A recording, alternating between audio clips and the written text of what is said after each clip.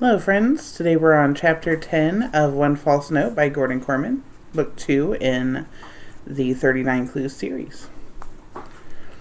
In a body, the Benedictine brothers surged toward her, arms reaching for the precious artifact. Amy stood frozen with fear, but Dan was ready for action. He had already spotted the single small doorway in the dormitory. He wasn't sure where it led, but out of here was good enough. He grabbed Amy by the arm and began to tow her through the swishing black robes, ducking reaching arms. When it became clear that they were about to escape, the monk's agitation grew. A hand grasped Amy's sleeve, but Dan shouldered it away like a pro football player. Amy leaped over a would-be tackler, and the Cahills fell into a broken field run for the exit.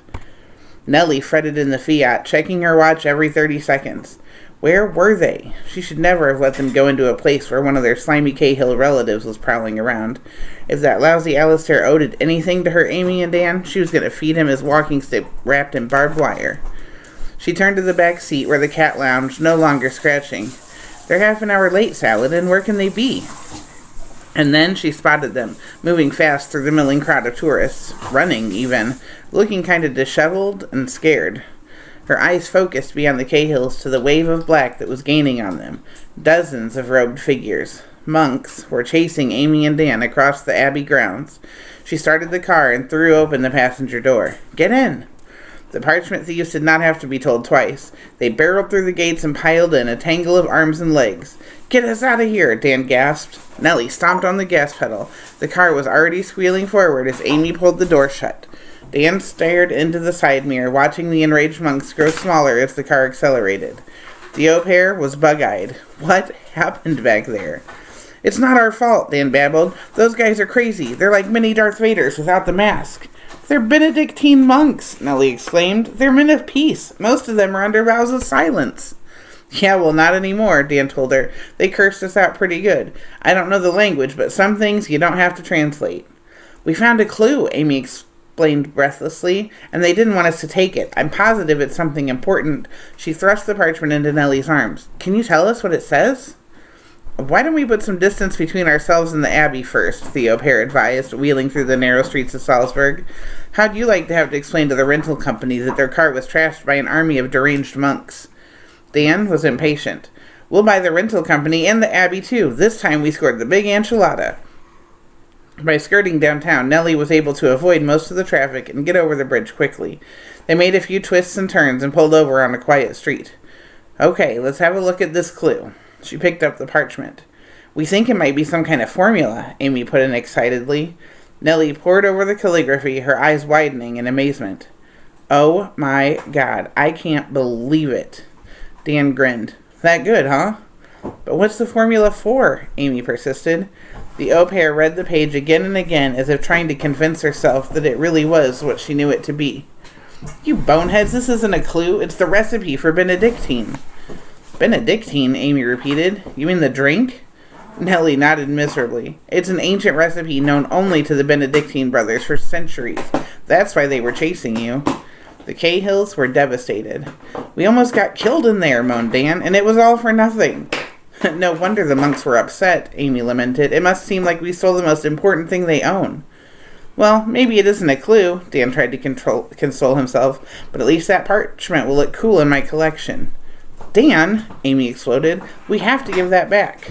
Good luck. Dan was bitter. If we step foot in that Abbey again, those men of peace will rip our heads off. Amy was adamant. We can't keep it. Maybe we could mail it to them. I can't wait to see the address. Third cave on the right, go through 50 tunnels, turn left at the stalagmite. In German. He climbed over the seat and joined the cat in the back. I'm going to sit with somebody who isn't nuts. What's up, Saladin? Hey, he stopped scratching. I was going to tell you before I had to play getaway driver from the Christian brothers. While you were at St. Peter's, I took Saladin to a veterinary clinic. Was it fleas? Asked Amy. Nellie shook her head.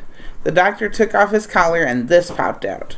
She reached into her pocket and produced a miniature electronic device about the size of a thumbnail. He figures the corners were digging into the skin. That's what all the scratching was about. Amy frowned. But what is it? Dan was disgusted. Don't you ever watch TV? It's a homing device. You plant it on somebody when you want to keep track of where he's going. Nellie was confused. Who keeps track of a cat? Light dawned on Amy. Not the cat, us. Our competition did this. That's why we can't get ahead in the contest. Wherever we go, somebody else always knows about it. This has the Cobras written all over it, Dan growled. Leave it to a couple of rich kids to buy a high-tech way to cheat because they're too dumb to get the clues on their own. Or Irina, Amy reasoned. This would be kid stuff for the KGB. It could be any of them, even Mr. McIntyre. Remember, he had Saladin while we were in Paris. So what do we do with the transmitter now? Nellie asked. Smash it? Drop it down the sewer, Dan suggested. Let the cheaters go scuba diving for it. Amy turned serious. You know, this could be a golden opportunity to put the competition off our scent. We shouldn't waste it on a joke. Dan scowled. You never let me have any fun. Oh, this'll be fun, his sister assured him. Listen. Alistair O trudged heavily through the parlors of the Mozart Wohnhaus, putting more weight than usual on his diamond-tipped walking stick. He already knew the location of the next important clue. Still, while he was here in Salzburg, it made sense to visit the Mozart family's home, just to make sure he hadn't missed anything. One could never be too careful. But as he made his way through the 18th century musical instruments and furniture, weariness pressed down on him. He wasn't as young as he'd once been, back when he'd made his fortune as the inventor of the microwave burrito.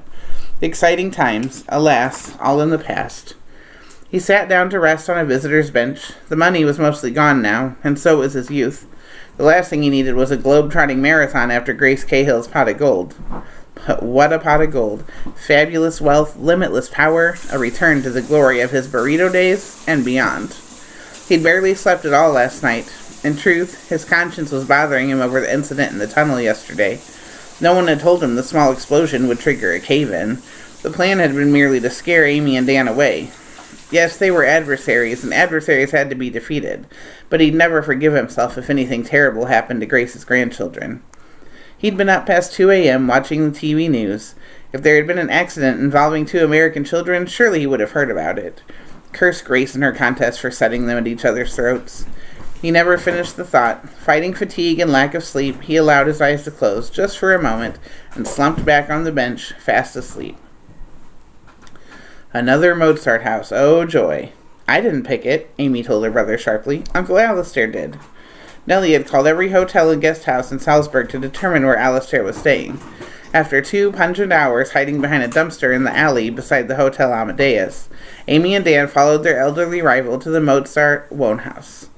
Now they lurked in the shadow of a magnificent forte piano, peering through the antique French doors at the tall figure on the bench. Well, there you go, Dan said bitterly. A million-year-old guy who probably wasn't the life of the party even when he was young.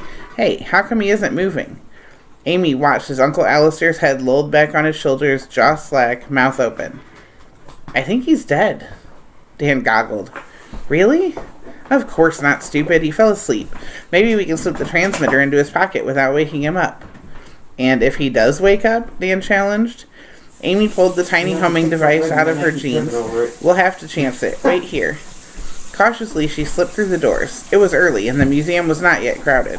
The only other visitors in the room were a young couple with Norwegian flags on their backs. Amy waited for the Norwegians to move on. Her feet barely touching the floor, she approached the slumbering Alistair. Slowly, she reached out with the transmitter. His arm lay across his chest, pressing his blazer closed. There would be no margin for error. A sound halfway between a snore and a hiccup burst from his throat. Amy froze as he stirred, resettled himself, and went back to sleep. This isn't going to work. The slightest touch will wake him. Her eyes fell on the walking stick leaning against the bench by Alistair's knees. She scanned the cane for a nook or cranny where she could plant the chip. Dan was in the doorway, gesturing with both hands. She regarded him impatiently. What do you want, dweeb? At last, she recognized the twisting motion of his fists. She grasped the head of the cane and turned. To her delight, the tip began to unscrew. Perfect. The top contained an opening where the diamond had been set. It was just the right size for Amy to insert the transmitter. She was about to replace the piece when she noticed that the walking stick itself was hollow. Why not just solid wood? Unless... She picked up the bottom of the cane and squinted inside. There was something in there. A paper, tightly rolled to fit in the narrow tube. This was Alistair's hiding place. She pinched a corner of the page and drew it out. The document was brittle and brown with age, although not as ancient as the recipe they'd taken from the Benedictine monks. Hands trembling, she unfurled it. The printing was not in English, but the name jumped out at her, unmistakable. Wolfgang Amadeus Mozart. It was all she recognized, but she knew in a heartbeat that this is what they'd been searching for in the tunnels of St. Peter's Archabbey. So, you beat us to it, she reflected, regarding the dozing form on the bench. Maybe we underestimated you. A gurgle came from Uncle Alistair, and his eyelids fluttered. Working quickly now, she screwed the cane back together and returned it to its leaning spot against the bench. Alistair slumbered on, completely unaware that his front-runner position had been stolen right out from under his walking stick.